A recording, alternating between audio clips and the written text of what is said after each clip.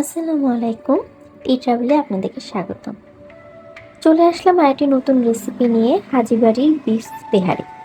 হাজিবাড়ির beef তেহারি অনেক famous একটি তেহারি। চেষ্টা করেছি অথেন্টিক প্রক্রিয়ায় তেহারিটি দেখানো। চলুন শুরু করা যাক। চুলায় একটি কড়াইতে সরিষার তেল দিয়ে দিলাম। সরিষার তেলে আমি কিছু গরম মশলা দিয়ে দিব। গরম মশলার মধ্যে তেজপাতা, ছোট এলাচ, বড় এলাচ, লবঙ্গ, দারুচিনি দিয়ে দিব। এরপরে কিছু পেঁয়াজ কুচি দিয়ে দিলাম। পেঁয়াজ কুচিটা একটু বেশিই দিব। ভালো মতো ভেজে নিচ্ছি।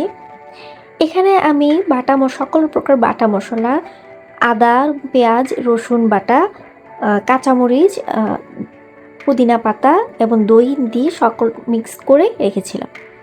গরু মাংস টুকরোগুলি দিয়ে দিচ্ছি। ভালো মতো কষিয়ে নেব। এখানে আমি সকল গুঁড়ো মশলা, ধনে গুঁড়া, মরিচ গুঁড়া, হলুদ গুঁড়া, জিরা গুঁড়া এবং গরম মশলাকে একসাথে একটু পানি দিয়ে পেস্ট করে রেখেছিলাম এবং সেটি দিয়ে দিচ্ছি।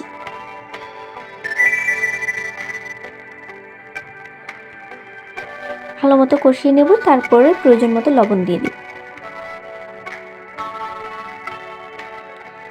কষানো হয়ে গেলে তেল উপরে উঠে আসলে গরম পানি দিয়ে দিব। গরু মাংসতে সবসময় গরম পানি ব্যবহার করি, তাতে গরু মাংস তাড়াতাড়ি সিদ্ধ হয়।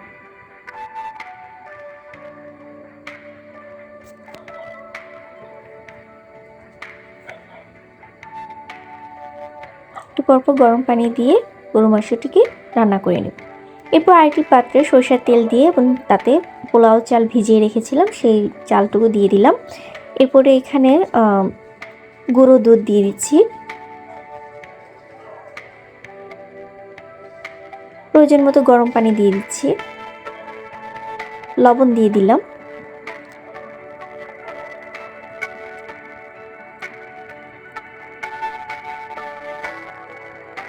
এবং রান্না করে রাখা গরু মাংসটা দিয়ে দিব। কাঁচামরিচ দিয়ে দিব। তারপরে ঢাকনা দিয়ে ঢেকে দিব। এরপরে যখন চালটা সিদ্ধ হয়ে আসবে এবং পানিটা টেনে নেবে, তারপর আমি ঢাকনাটা খুলে ঘি, কেওড়ার জল দিয়ে দিব।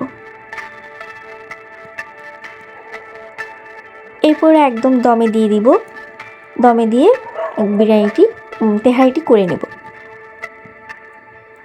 ঢাকনা খুলে দেখব যে একদম পুরো ঝরঝরে হয়ে গিয়েছে এবং চাল ভালো মতো সিদ্ধ হয়ে গিয়েছে। ব্যাস হয়ে গেল